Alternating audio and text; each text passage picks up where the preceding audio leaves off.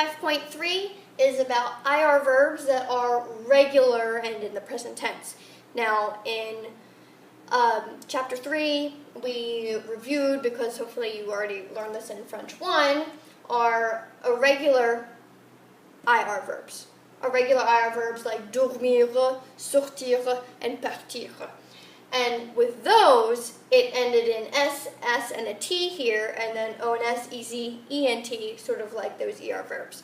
So we already learned dormir, partir, sortir, IR verbs that almost work like the ER on this side, and then here they kind of worked, and we'll see almost like the RE verbs on this side.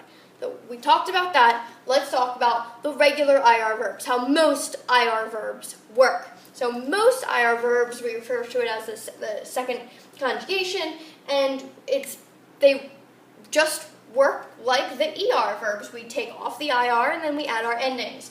So our endings, our terminaisons, are IS, IS, IT, ISSONS, ISSEZ, ISSENT. So you see how this is different than our irregular IR verbs that ended in this. These look a lot different. There's a lot more S's floating around everywhere, and I's.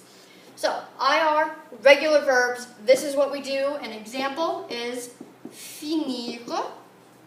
So we'll have je, tu, il or elle, nous, vous. If you don't have this chart memorized, you really need to start on that.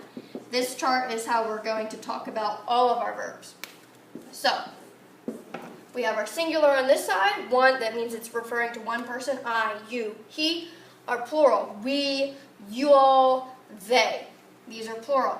We took off the IR, and now we need to add these endings. Fini, fini, fini, ends in an IT.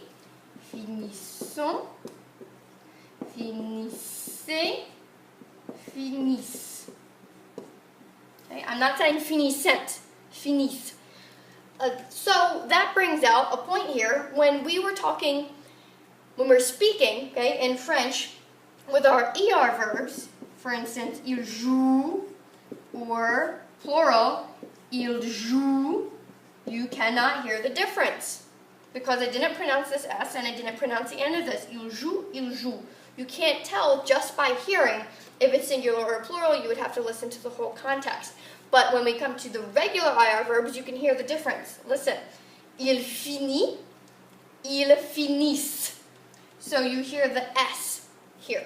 And that's a big hint if it's singular or if it's plural.